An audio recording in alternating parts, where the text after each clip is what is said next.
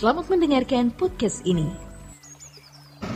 Kita membaca dalam kitab Efesus, saudaraku sekalian. Efesus pasal 4 ayat 11. Efesus 4 ayat 11. Dan ialah yang memberikan baik rasul-rasul maupun nabi-nabi, baik pemberita-pemberita Injil maupun gembala-gembala dan pengajar-pengajar, untuk memperlengkapi orang-orang kudus bagi pekerjaan pelayanan, bagi pembangunan tubuh Kristus. Ya, cukup dulu. Penjelasan ini sudah, maksud saya, apa yang ditulis ini sudah sangat jelas. Rasul, nabi, pemberita Injil, gembala, pengajar, Tuhan berikan untuk memperlengkapi orang kudus. Hari ini pasti ada orang-orang yang dipanggil menjadi guru, dipanggil jadi gembala, dipanggil jadi penginjil. Saya setuju, tetap ada orang yang dikhususkan untuk itu. Tapi saya nggak yakin hari ini masih ada rasul atau nabi-nabi seperti perjanjian lama. Sebab Roh Kudus sudah melengkapi kita dengan karunia. Oke? Semua kita bisa berkarunia. Untuk memperlengkapi siapa? Untuk memperlengkapi siapa? Bambang, Joko, Endang, Agus, David, bagi pekerjaan pelayanan. Semua kita bagi pembangunan tubuh Kristus. Pembangunan tubuh Kristus ini maksudnya satu komunitas yang nantinya akan menjadi tim di dalam kerajaan surga. Semua kita bertanggung jawab. Dan semua kita harus punya fungsi. Dan fungsinya harus proper, tepat. Harus fungsional di tempat saudara. Kalau saudara punya, seperti tubuh memiliki banyak anggota. Anda sebagai tangan, tapi Anda tidak mau sinergi dengan anggota tubuh yang lain. Anda suka-suka sendiri. Anda mengganggu. Anda bisa dikrat dan digantikan yang lain. Setiap saudara adalah orang-orang yang sebenarnya istimewa. Setiap saudara adalah orang-orang yang istimewa, yang memiliki tugas khusus yang tidak bisa dipercayakan kepada orang lain. Anda memiliki tempat khusus yang tidak bisa digantikan oleh orang lain, saudara. Tetapi kalau orang tidak dewasa rohani, tidak bisa. Itulah sebabnya saudara, sebagai pengajar, saya ini pengajar, sekaligus merangkap jadi gembala jemaat. Saya harus cukup memiliki bahan ini untuk mengantar saudara. Saudara tidak perlu memiliki kemampuan berteologi seperti saya miliki. Saya belajar khusus di situ. Belajar teologi, saya belajar bahasa asli Alkitab. Saya menguasai dan seharusnya menguasai biblika, sistematika, praktika. Saya menguasai itu. Saya harus belajar sejarah gereja. Tapi saudara tidak perlu mengerti apa yang saya mengerti. Tidak perlu. Anda tidak perlu memahami semua yang saya pahami. Tetapi apa yang saya ajarkan kepada saudara sudah cukup. Cukup membuat saudara bisa berinteraksi dengan Tuhan. Sampai Anda menemukan tempat saudara. Karena masing-masing saudara punya tanggung jawab yang berbeda. Tidak semua sama. Baik kapasitas maupun jenisnya beda. Jadi apa yang saya ajarkan kepada saudara itu cukup membuat saudara bisa berinteraksi dengan Tuhan. Saudara bisa menemukan tempat saudara untuk mengabdi kepadanya dengan porsi yang berbeda dan jenis yang berbeda. Dan saudaralah pusat dari kegiatan pelayanan ini. Bukan pelayanan itu sebagai pusatnya, tapi manusianya jadi pusat. Makanya saudara juga harus mengerti tanggung jawab saudara untuk belajar kebenaran firman Tuhan, untuk berinteraksi dengan Tuhan setiap hari, supaya saudara bertumbuh dewasa, memiliki kepekaan mengerti kehendak Allah, dan menemukan tempat saudara untuk mengabdi kepada Tuhan. Kalau enggak konyol.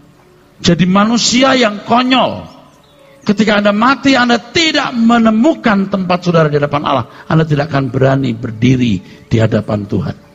Jangan sampai begitu, saudaraku. Saudara melihat bagaimana banyak orang Kristen tidak memiliki perasaan krisis terhadap pekerjaan Tuhan.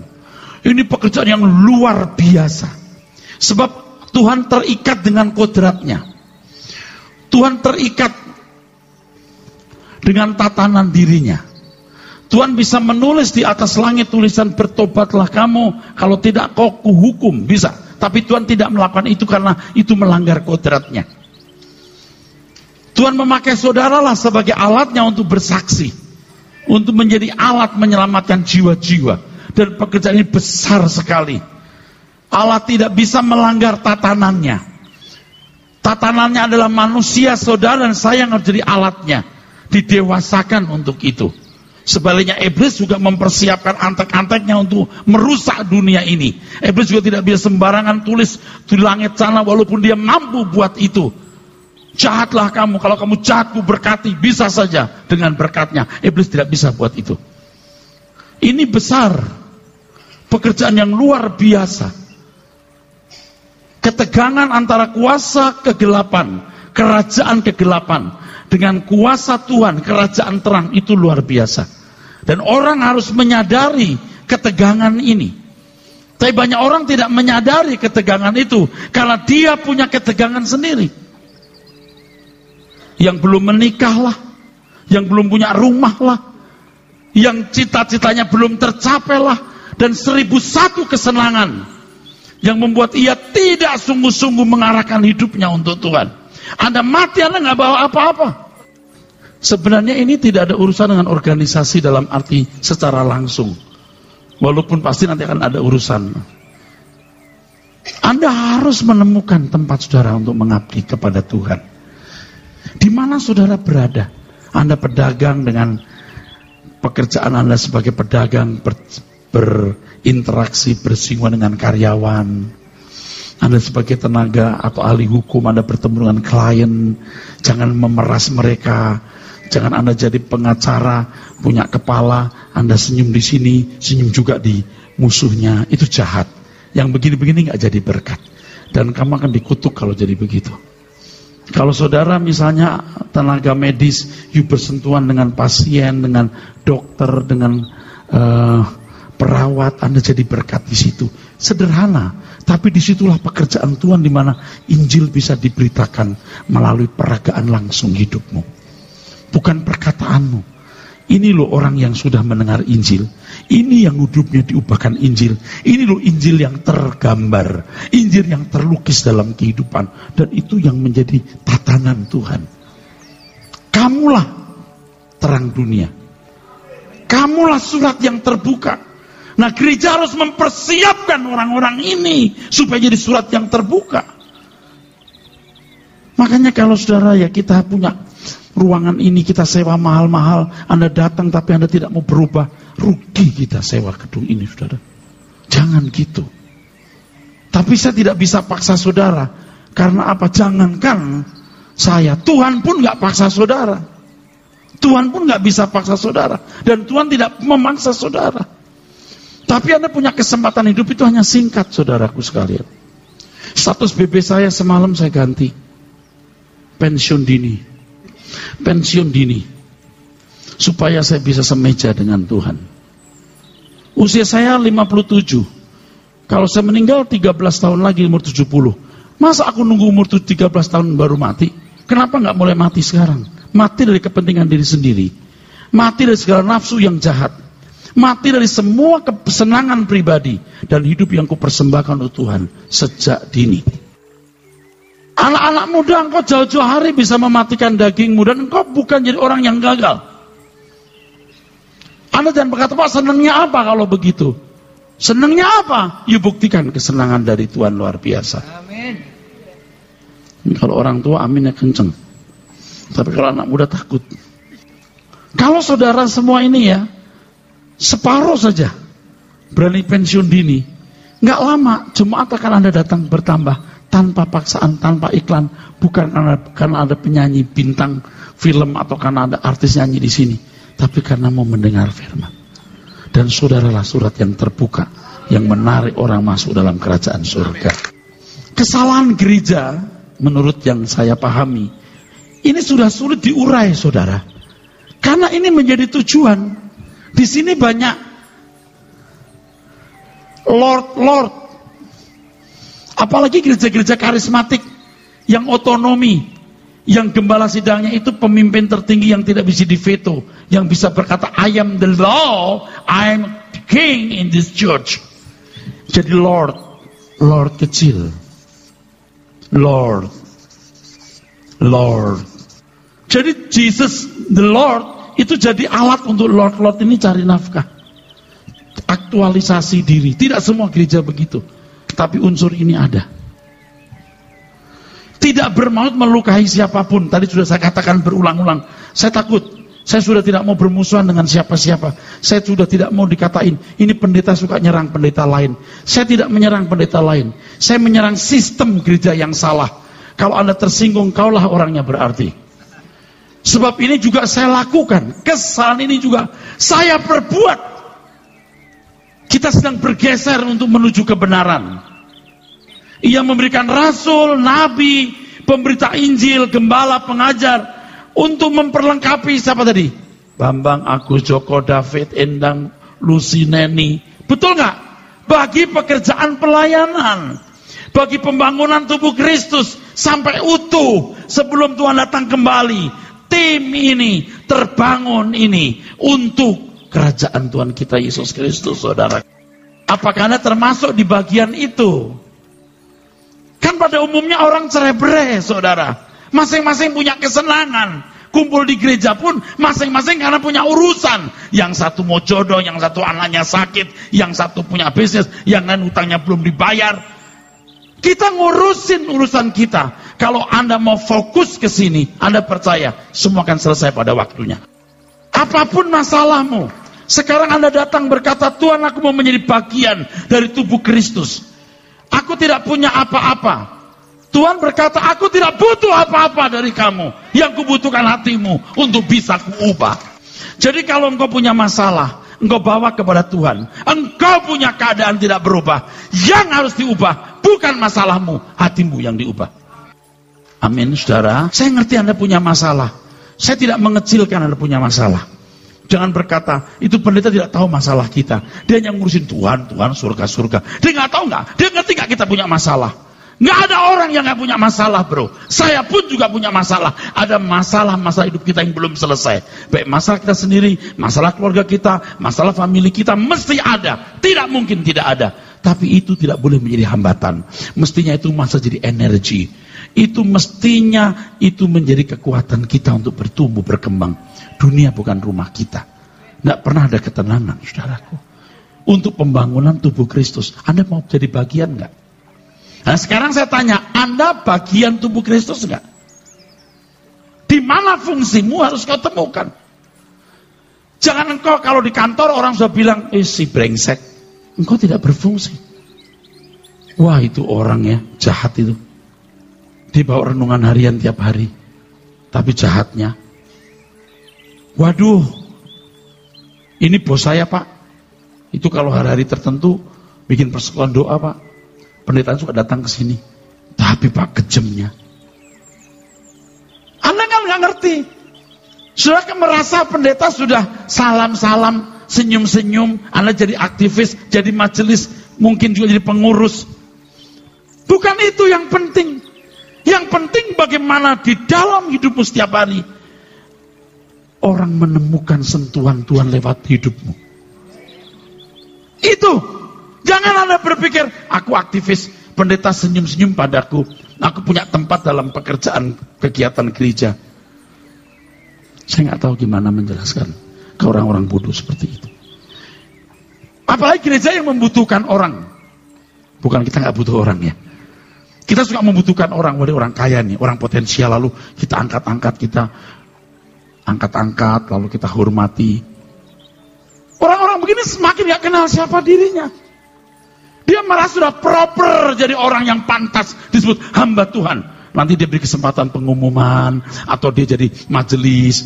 Terus saudara sekalian, kita akan bikin proyek ini, proyek itu, tapi kejamnya. Dia tidak sadar dia rusak. Dan ini sudah terjadi di dalam kehidupan kita dulu, saya termasuk. Kita tutup mata terhadap bagaimana keadaan orang ini setiap harinya. Sekarang kita nggak mau begitu. Seperak uangmu pun kuanggap haram kalau engkau tidak mau berubah. Jangan kasar-kasar, Pak. Nggak ada kata lain, udah bohwat kita. Apalagi yang sombong-sombong tuh loh. Nggak ada gua loh, awas loh gua nggak menyumbang. Uangmu kau anggap haram. Kalau kau belum bertobat, kau menghina Tuhan, kau tidak menghormati Tuhan, uangmu nggak ada artinya. Ini bukan sok. Tuhan tahu saya bukan kepahitan. Saya stres. Dia masuk neraka. Kalau tidak kuingatkan demikian. Tapi kalau sampai diingatkan masih bandel, masuk neraka, saya tidak salah. Jangan sampai nanti dia masuk neraka, dia berkata, saya nggak tahu Pak, saya pikir saya baik. Pendeta pun menghormati aku kok Pak. Seperak uangku pun dihormati, apalagi tidak seperak. Seperak pun kuanggap uangmu itu haram, kalau kamu tidak bertobat. Jangan gitu, kenali dirimu dong. Jangan sampai Anda nggak bisa terlepas dari belenggu dunia itu. Fungsimu itu di dunia menjadi terang. Bukan di gereja jadi aktivis atau terhormat. Bagaimana di tempat di mana Anda berada, Anda bisa memancarkan cahaya Kristus, saudaraku. Dimanapun Anda berada. Nggak penting di gereja Anda jadi apa. Mungkin hanya duduk, tidak dikenal oleh siapapun. Tapi di rumah Anda dicium harum oleh setiap orang. Dan Tuhan di surga mengatakan, itu hambaku yang benar. Engkau jadi guru dengan gaji kecil, tapi kasih sayangmu pada muridmu dirasakan. Ibu Sri ini, nama Ibu Sri misalnya, ketulusannya, tidak munafik, lembutnya, sabarnya, tidak dibuat-buat. Anda pasti memberi inspirasi. Kalau kita belajar teologi ya, kita cuma punya ilmu teologi ya, kita membagikan ilmu itu, nggak mengubah orang. Biarpun sekolahmu setinggi langit sampai Alaska sana. Ngerti enggak? Tapi apa yang kau miliki itu membuat engkau bisa berinteraksi dengan Tuhan. Dan pengalamanmu secara khusus itu, masing-masing individu, khas. Kalau disampaikan orang menemukan sentuhan khususnya. Dan membuat mereka bisa menemukan berkat yang menjadi modal setiap individu bertemu dengan Tuhan. Itu cukup. Bagaimanapun saya beda dengan Pak Wiknyo. Bagaimanapun saya beda dengan Pak Yudika. Asal masing-masing bertemu dengan Tuhan. Di dalam kespesifikan kekasan mereka bertemu dengan Tuhan. Itu yang memberkati umat. Jadi kalau nggak ada saya, jangan nggak datang. Betul, mereka juga orang-orang yang serius. Pokoknya kalau orang sudah di Arta Gading, saya anggap serius. Saya tidak mau Anda mendapat makanan yang rusak. Tanggung jawab saya. Jadi kalau cuma punya ilmu teologi ya, dia hanya membagi ilmu, nggak ada sentuhan untuk membuat orang berbekal berinteraksi dengan Tuhan. Percuma, omong kosong.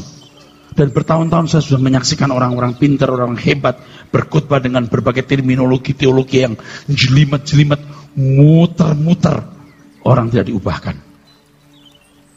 Harus ada sesuatu membuat orang berubah. Dan perubahan itu akan membuat dirinya bisa memberkati orang lain di mana dia berada. Amin, saudara.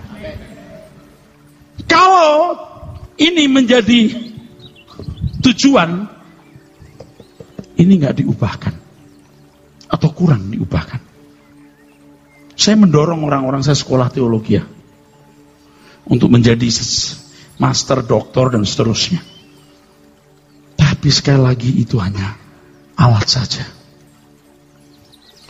Oleh sebab itu apa yang pernah saya nyatakan sebagai bukan hipotesa ya, tapi dalil sekarang, bahwa sekolah Alkitab itu adalah gereja.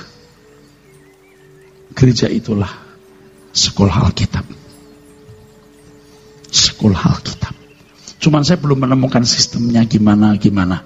Yang saya tahu ya cuman begini saja. Tiap minggu khotbah terus, dan khotbahnya terus baru. Atau kalau tidak persis baru, kalau tidak baru sama sekali, dengan isian yang pasti berbeda. Lalu yang rajin pasti bertumbuh. Itu saja yang saya bisa lakukan, saudaraku. Maka urusan saudara harus 1, rumah tanggamu diurus. 3, pekerjaanmu cari nafkah. 2, 3, gereja. 1, rumah tangga. 2, pekerjaan. 3, gereja. Pokoknya Anda ada waktu ke gereja. Anda jangan pikir saya urusan cuma gereja. Saya punya banyak urusan yang lain. Saya bukan hanya datang ke gereja, saya juga mengajar. Saya harus punya persiapan yang cukup untuk saudara bisa mendengar firman. Itu pekerjaan besar. Buat saya nggak berat. Asal sudah datang dengan sukacita dan bisa diubah. Sebab waktu kita singkat. Harus berani pensiun dini. Udah jangan macam-macam. Jangan ingini hal-hal yang sia-sia. Saya setel lagu yang nggak pantas di iPad saya pun udah takut saya sekarang. Dulu saya setel lagu macam-macam di sini. Tapi sekarang lagu yang kira-kira Tuhan nggak ikut mendengar, saya nggak mau setel. Paling lagu klasik, saya pikir Tuhan senang juga loh klasik ini. Dulu lagu-lagu macam-macam, Frank Sinatra, Shirley Bassey, apa kan saya orang penyanyi dari dulu kan pemusik saudaraku. Judy Garland, Barbara Station, saya tahu semua. Tapi lama-lama Tuhan nggak ikut dengerin. Tuhan seperti nggak ikut dengerin, jadi saya yang nggak enak deh, saya nggak setel. Saya mau setel yang Tuhan ikut dengerin bersama saya. Kadang-kadang ada lagu lagi yang mencampur sari juga ada. Didi Kempot, itu musiknya bagus. Lagu-lagunya Ismail Marzuki saya senang. Tapi lama-lama ada lagu-lagu yang Tuhan nggak ikut dengerin, jadi ya udah saya nggak boleh dengerin lagi ya. Lagu Teresa Teng banyak banget. Karena kalau saya setel itu saya ingat masa muda saya. Ayo kita berubah, amin. In everything kita mau berubah. Ya, nanti jaga mulutmu, jaga pikiranmu. Pokoknya berubah. Jangan sampai orang bilang kamu jahat, kamu galak, kamu licik. Jangan. Aku gak licik pak, dia ngomongin saya licik. Sekecil apapun asap bisa ada apinya. Kita belajar saudaraku. Saya ngomong ini tidak saya buat-buat saudaraku. Anda tahu apakah saya buat-buat atau tidak. Kita mau benar dalam segala hal. Saya ngedownload banyak lagu. Download dan mungkin udah ratusan ribu harganya. Mungkin jutaan juga udah. Dari 36.000, 80, 150.000 terus. Bisa ribuan, belasan ribu lagu. Karena saya seorang musikus. Lagu-lagu. Seandainya saya dengar, saya cuma mau melihat nadanya bagus. Oh ini lagu, nada ini bagus, bisa ambil. Tapi kalau saya setel, saya nikmati, saya sering kurang bahagia karena Tuhan tidak senang. Sekarang Tuhan bilang aku tidak senang lagu itu. Tapi aku senang Tuhan. Kamu pensiun dini nggak? Ya mau, ya udah matiin. Aku harus pensiun dini. Kadang-kadang kalau siang hari begini, aduh semalam aku udah janji pensiun dini. Aku mau tarik lagi ya. Tapi enggak. Kita mau punya komitmen pensiun dini. Kamu bilang amin serius nih. Ayat berikutnya dibaca. Efesus 4 ayat 11. Ya. Dan ialah yang memberikan baik rasul-rasul maupun nabi-nabi, baik pemberita-pemberita Injil maupun gembala-gembala dan pengajar-pengajar untuk memperlengkapi orang-orang kudus bagi pekerjaan pelayanan, bagi pembangunan tubuh Kristus. Sampai kita semua telah mencapai kesatuan iman dan pengetahuan yang benar tentang anak Allah, kedewasaan penuh, dan tingkat pertumbuhan yang sesuai dengan kepenuhan Kristus. Ini kan objeknya manusia, amin. Ini objeknya bukan pekerjaan gereja. Apalagi memikirkan gedung gede, sekedar jumlah jemaat, bagaimana menjadi unseen church. Gereja yang tidak kelihatan, unseen church. Gereja yang tidak nampak. Dari semua orang percaya di segala tempat, di sepanjang zaman, sejak gereja mula-mula ada sampai kedatangan Tuhan nanti, ada orang-orang yang Tuhan tunjuk menjadi umat pilihannya dan membayar harganya, saudaraku. Dan satu hal yang percaya apa yang saya katakan, bahwa saudara di sekitar saudara itu ada orang-orang yang memang dipilih Tuhan untuk itu, dan Anda punya bagian memenangkan dia. Dari 100 mungkin cuma 2. Tapi 2 harus melihat keteladanan hidupmu.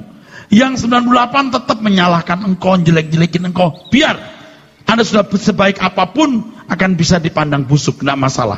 Tapi ada orang yang akan tahu bahwa Anda adalah orang benar. Karena punya spirit yang benar. Kalau spirit nyambung, orang bisa. So sebaik apapun kalau memang tidak satu roh, dia akan selalu menyalahkan. Memang itu bukan bagiannya. Tapi Anda harus bisa memenangkan orang-orang itu. Itu bagianmu. Maka kanan kiri Anda lihat, Anda jalan terus sampai ketemu orang-orang itu. Nanti ada kelompok kecil 4 orang, sana 3 orang, sana cuma 2, sana ada 10, ada 5. Ini semua menjadi orang-orang yang akan memenuhi maksud Tuhan membangun tubuh Kristus. Sampai kita semua telah mencapai kesatuan iman.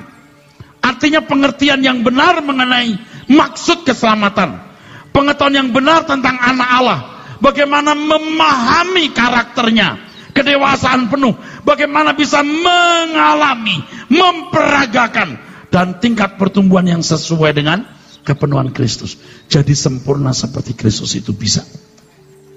Saya punya pengalaman yang saya tidak tahu bagaimana menceritakan, tapi saya ceritakan saja. Setiap kali saya berdoa, kalau malam hari itu sepi ya, saya yakin banget bisa seperti Tuhan Yesus. Tapi besok udah bangun, udah lewati hari, kok nggak sekuat kemarin nih keyakinanku ya. Ngerti maksudnya?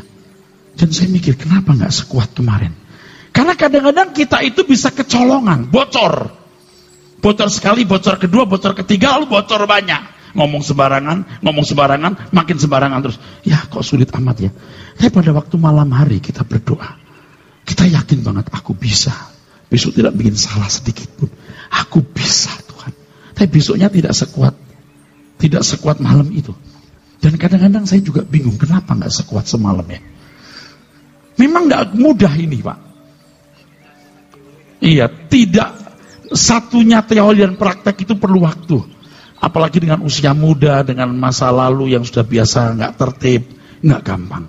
Tapi jangan menyerah, maju terus, kita akan bisa sampai ke tujuan saudara. Tapi Anda bayangkan kalau Anda sudah tidak punya pengalaman bertemu dengan Tuhan, tidak punya keyakinan bisa. Yang punya keyakinan bisa, itu aja besok jadi lupa. Apalagi yang tidak, sudah nggak bisa. Anda sudah mental block. Mental block artinya sudah berkata tidak mungkin bisa. Apalagi kalau Anda punya obsesi diarahkan yang lain. Uangku belum cukup, rumahku belum besar, pangkatku belum tinggi, aku belum mencapai ini, belum mencapai itu. Sudah rusak, habis. Amin saudara. Yang pensiun dini saja belum tentu bisa mencapai. Apalagi yang belum pensiun. Banyak urusan. Pak, kalau kita ikut pensiun dini kayak Bapak, gimana semangat hidup saya? Wah, semangat. Semangat untuk Tuhan. Amin. Yang tadinya untuk diri sendiri sekarang untuk Tuhan, saudara. Tapi yang begini ini sulit. Karena Anda sudah biasa cari uang untuk rumah lebih gede, cari uang mobil lebih bagus, cari uang jalan-jalan lebih jauh. Sekarang Anda cari uang untuk Tuhan. Bagaimana uangku ini untuk kemuliaan nama Tuhan? Aku tidak minta. Saya tidak bermaksud minta uang saudara. Cuma Anda bertanya saja, Tuhan aku mau buat apa ini? Nah ini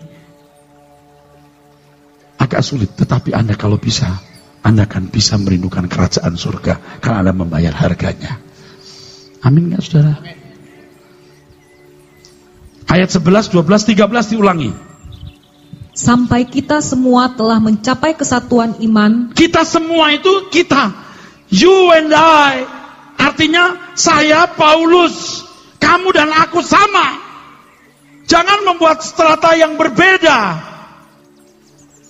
Biasanya dulu saya pakai batik ya saudara. Kalau minggu begini, sekarang pakai jas karena saya nggak mau ganti batik. Sekaligus dari Citycon ke sini enggak ganti. Dulu suka ganti saya. Tapi nanti kalau hari biasa juga saya mau pakai baju batik aja gitu, hari Minggu enggak apa-apa mestinya. Apakah senang saya pakai jas terus pakai selendang begini, terus topi chef gitu. Terus pakai rombe-rombe yang panjang. Terus saya jalan ke sana, Pak Nyoman dan Pak Ganda pegangin tas saya begini. Terus musiknya harus tang tang tang. Terus jemaat berdiri. Pasukan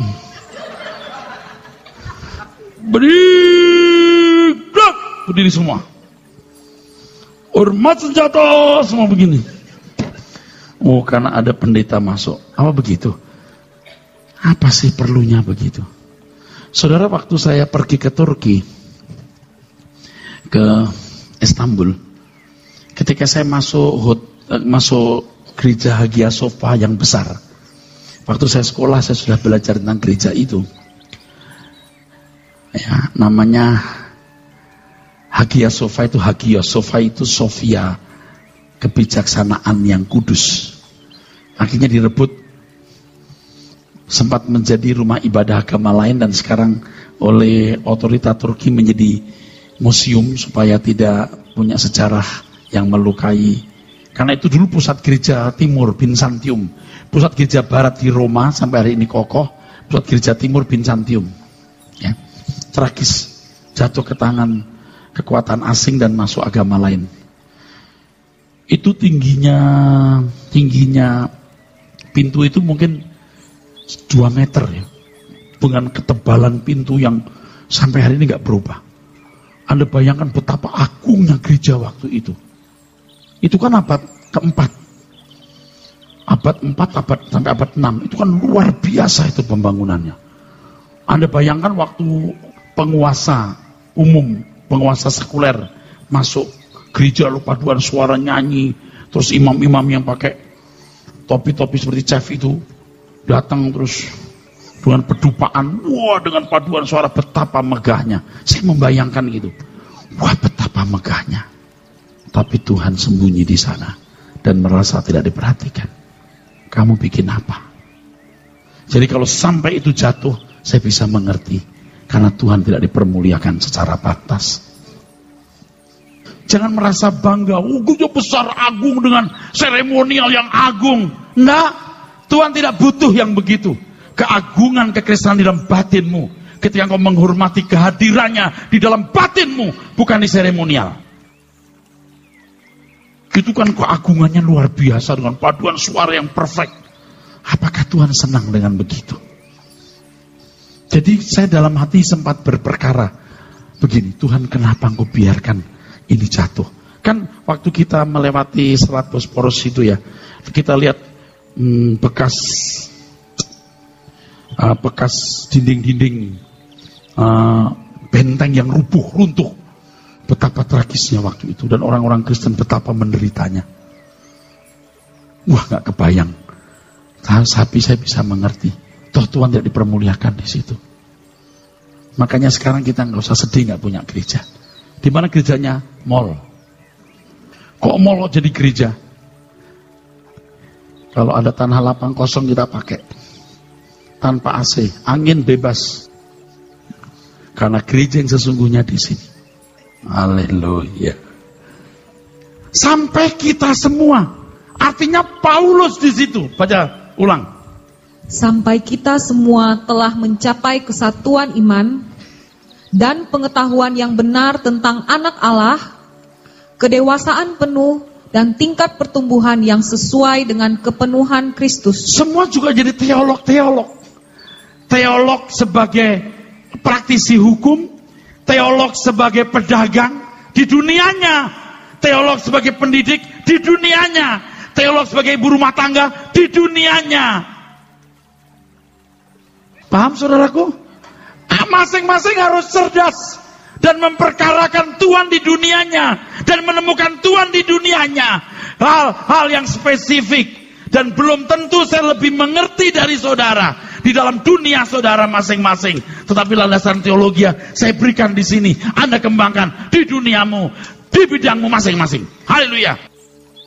Kalau Anda seorang driver, sopir taksi, Anda temukan Tuhan di dunia persupiran taksi. Di dunia saudara sebagai apa tuh? Tukang ojek. Saudara, mungkin saya tidak lebih menguasai teologi saudara di bidang saudara masing-masing karena saya tidak masuk di situ. Tapi landasan teologianya saya beri. Anda sebagai seorang bankir, seorang finance, saya tidak menguasai bidang itu, tapi saya memberikan dasar kebenaran teologi. Dan Anda di situ bekerja. Kalau ada seorang, misal seorang petugas aparat keamanan, Anda menguasai teologi di bidang itu. Anda menghadirkan Tuhan di dunia itu. Saya hanya memberikan kapital dasarnya. Anda punya keadaan yang berbeda-beda kan? Tapi saya berikan kebenaran untuk bisa Anda kembangkan masing-masing. Anda ngerti nggak yang saya maksudkan ini? Temui Tuhan, maka masing-masing harus berurusan dengan Tuhan. Semua kita sampai kedewasaan penuh. Dan kedewasaan kita masing-masing tentu beda jenisnya sesuai dengan pergumulan hidupmu masing-masing. kedewasaan rohani seorang ibu rumah tangga dengan persoalan rumah tangga, kedewasaan rohani seorang dokter dengan pergumulan di bidang medis, beda. Punya suasana yang beda. Tapi semuanya bisa mendapat sertifikat Tuhan yang kalimatnya aku berkenan. Jadi jangan merasa kecil, Pak. Saya cuma pegawai, saya resepsionis. Temukan Tuhan di dunia resepsionismu. Selamat siang. Ya, inti perkasa utama. Oh maaf Pak, beli tidak di tempat, bisa dibantu? Ada pesan Pak, dari mana? Oke maaf Pak, maaf. Ngomong kan enak. Oke, ngerti nggak yuk? Nggak ada. Waktu Anda bilang, ini ngotot nih, bohong kali. Nggak ada Pak, saya ada di sini. Sungguh Pak, boleh. Bapak boleh datang kemari kalau Bapak mau datang, tapi beliau tidak ada. Iya Pak, iya. Bohong, enggak Pak. Ngerti enggak ini loh? Roh Kudus bilang enggak apa-apa, tenang. Itu Tuhan pimpin saudara di duniamu itu. Kalau saya diajar di sini kan, oh Pak Eras ngajarin begitu berarti enggak Pak, enggak ada. Oh dia suka bohong nih loh. Tapi ini tidak ada benar. Enggak, dulu sekretarisnya saya juga bilang. Sekarang saya jadi pegawai baru Pak, baru 3 bulan dan memang tidak ada. Bapak kalau mau datang Pak. Iya, saya Yuni Pak. Yuni Sahara Pak. Yuni Sahara maksudnya bukan. Lu luas banget. Ya Pak, Sahara di sana luas sekali. Enak kan? Sampai dia datang lalu. Yuni ya? Ya Pak. Sorry ya tadi saya emosi. It's okay. Saya ngerti Pak. Udah makan sudah Sahara? Sudah Pak. Kamu kok baik bener sih orangnya, kalau aku jadi kamu sudah ngamuk. Biasa Pak. Biasa kita ngadepin macam-macam orang Pak. Orang tertarik. Itu Pak kalau salib Kristen. Iya Pak. Kristen malah. Ya oh pantas. Aduh jangan. Bapak gak percaya? Gua hadapi lu siapa gua hadapi. Ini kan contoh. Ini bisa Anda alami. Anda jadi suster-suster rumah sakit ya. Kan seringkali ada pasien tuh gak tahu diri. Udah cerewet sok tahu lagi. Ini Pak, ini Pak, ini. Memang begitu prosesnya. Enggak bisa. Ini sekolah dokter sekian tahun, lu kagak tahu apa-apa lo, soteo lo. Ini suster tiap hari ngadepin penyakit begini udah tahu. Tapi dia baru aja udah mesti begini suster. Lu ngomong gua ketok lu. Susternya jadi marah. Coba ngomong lagi, saya suntik mati kamu. Itu Tuhan akan pimpin saudara sampai Anda bisa memancarkan terang. Memancarkan cahaya. Dimanapun Anda berada. Amin.